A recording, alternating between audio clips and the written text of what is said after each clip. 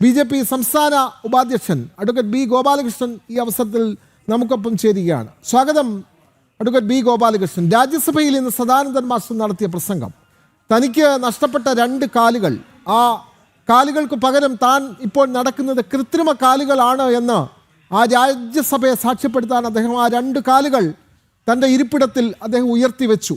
അതിനുശേഷമാണ് ഈ അക്രമ രാഷ്ട്രീയത്തെപ്പറ്റി അദ്ദേഹം സംസാരിച്ചത്. പക്ഷേ അതിനെ തടസ്സപ്പെടുത്താനാണ് ജോൺ ബ്രിട്ടാസിനെ പോലെയുള്ള MP-മാർ ശ്രമിച്ചത്. പക്ഷേ ഇന്നത് പൊളിഞ്ഞു വീണു. സദാനന്ദൻ മാസ്റ്റർ പറഞ്ഞത് വിറങ്ങലിച്ച മനസ്സോടെ സഭയിലുള്ളവർ കേട്ടിരുന്നു എന്നുള്ളതാണ് നമ്മൾ മനസ്സിലാക്കുന്നത്. ഈ നിമിഷത്തെ എങ്ങനെ കാണുന്നു അഡ്വക്കേറ്റ് ബി ഗോപാലകൃഷ്ണൻ?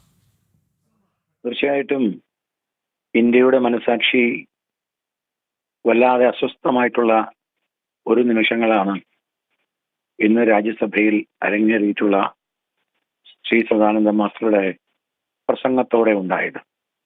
കാരണം രാജ്യസഭ TV അത് ഇന്ന് ലോകം മുഴുവനും കാണുന്നതാണ്. ലോകത്തിലെ മുഴുവൻ ജനങ്ങൾക്കും കാണാൻ കഴിയുന്ന തരത്തിലാണ് രാജ്യസഭയും ലോക്സഭയും എല്ലാം പ്രവർത്തിക്കുന്നത്.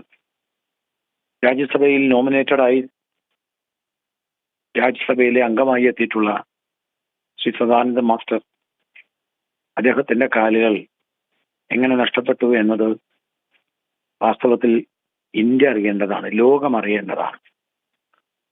നമുക്കെല്ലാവർക്കും അറിയാം, ലോകം കണ്ട ലക്ഷണമൊത്ത ഫാസിസമാണ് കമ്മ്യൂണിസം. പക്ഷേ കേരളത്തില് ഇന്ന് ഏറ്റവും കൂടുതൽ ജനാധിപത്യത്തെക്കുറിച്ച് സംസാരിക്കുന്നത് കമ്മ്യൂണിസ്റ്റുകളാണ്. ഇതൊരു തരം വലിയ ഹിപ്പോക്രസിയാണ്. ഭരണഘടന ഭൂഷാസ്തിയുടെയാണെന്നും ഭരണഘടന എന്ന് പറയുന്നത് ടാറ്റാ ബിർളയുടെയാണെന്നും ആ കാലഘട്ടത്തിൽ ഭരണഘടനയെ വല്ലാതെ എതിർത്തിരുന്ന ഈ ഭരണഘടന നമുക്ക് ആവശ്യമില്ല, ദിസ് ഇസ് ടാറ്റാ ബിർള ഭരണഘടന, constitution, we don't want this constitution എന്ന് പറഞ്ഞ ആൾക്കാരാണ് കമ്മ്യൂണിസ്റ്റുകൾ.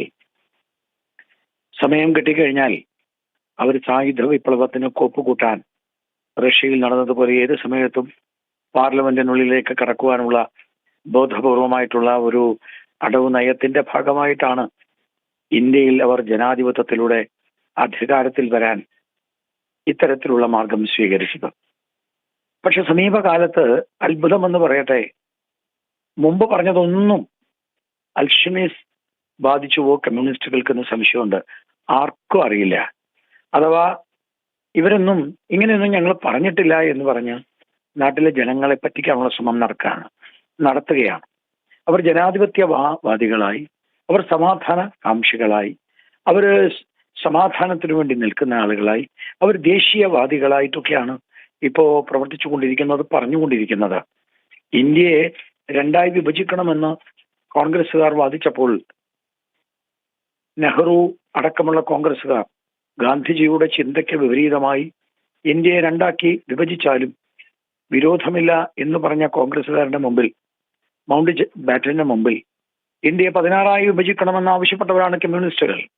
പക്ഷെ അവർക്കൊന്നും ഓർമ്മയില്ല. അവർ പറയുന്നത് ഞങ്ങൾ ദേശീയതയ്ക്ക് നിലനിൽക്കും, ഞങ്ങൾ ഇന്ത്യ ഒറ്റക്കെട്ടായി നിൽക്കണമെന്ന് ആഗ്രഹിക്കുന്ന. അവരൊരിക്കലും ഇന്ത്യ ഒറ്റക്കെട്ടായി നിൽക്കണമെന്ന് ആഗ്രഹിച്ചിട്ടില്ല.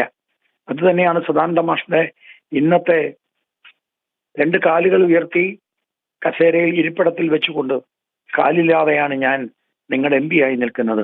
നിങ്ങൾക്ക് എല്ലാവർക്കും 2 കാലുണ്ട്. 2 കാലും 2 കൈയും ശരീരത്തിലെ ബാക്കി അവയവങ്ങളും ഭഗവാൻ ഈശ്വരൻ എനിക്ക് തന്നതാണ്.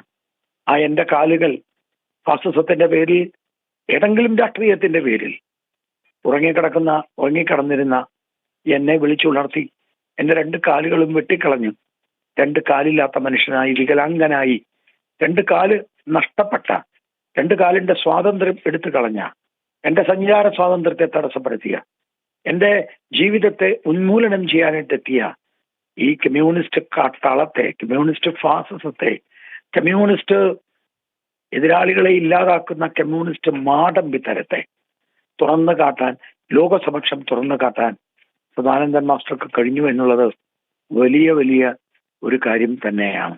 അറിയട്ടേന്ന് ഇന്ത്യയിലെ ജനങ്ങൾ ഇവന്റെയൊക്കെ പൊയ്മുഖം. ജോൺ ബ്രിട്ടാസ് അടക്കമുള്ള ആളുകൾ എന്താ ബഹളം വെക്കുന്നത്?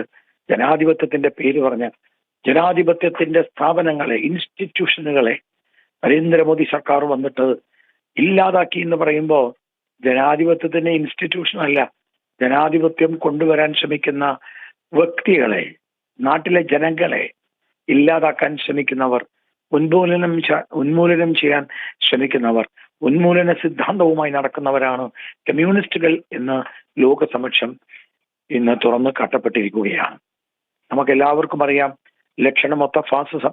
ഫാസിസത്തെ പറ്റി എവിടെങ്കിലും ചർച്ച വന്നാൽ ഉടനെ പറയുന്നത് ഫാസിസം മോദി കൊണ്ടുവന്നു, മോദി ഫാസിസ്റ്റ് ഗവൺമെന്റാണ്. പക്ഷെ ലക്ഷണമൊത്ത ഒരു ഫാസിസ്റ്റ് രാഷ്ട്രീയം ഇന്ന് ഇന്ത്യയിൽ ഉണ്ടെങ്കിൽ ആ ഫാസിസ്റ്റ് രാഷ്ട്രീയത്തിന്റെ ഉടമകളാണ് കമ്മ്യൂണിസ്റ്റുകൾ. ആ കമ്മ്യൂണിസ്റ്റുകളുടെ ഫാസിസ്റ്റ് രാഷ്ട്രീയത്തിന്റെ 2 കാലും നഷ്ടപ്പെട്ട രക്തസാക്ഷി, ജീവനോടെ ഇരിക്കുന്ന രക്തസാക്ഷിയാണ് ശ്രീ സദാനന്ദൻ മാസ്റ്റർ.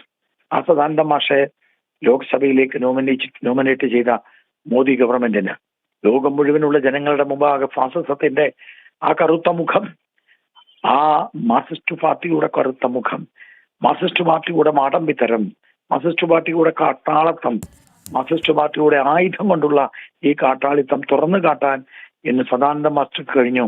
അതിന് കേരളത്തിൽ നിന്നുള്ള സദാനന്ദ മാഷ് അവിടെ എത്തി അദ്ദേഹത്തെ നോമിനേറ്റ് ചെയ്ത് രാജ്യസഭയിൽ കൊണ്ടുവന്ന നരേന്ദ്രമോദി സർക്കാരിന്, അതുപോലെ തന്നെ സദാനന്ദ മാഷും ഞാൻ അഭിവാദ്യങ്ങൾ അർപ്പിക്കുന്നു. വളരെ വ്യക്തമാണ്, CPM-ന്റെ പൊയ്മുഖം അഴിഞ്ഞു വീണിരിക്കുന്നു.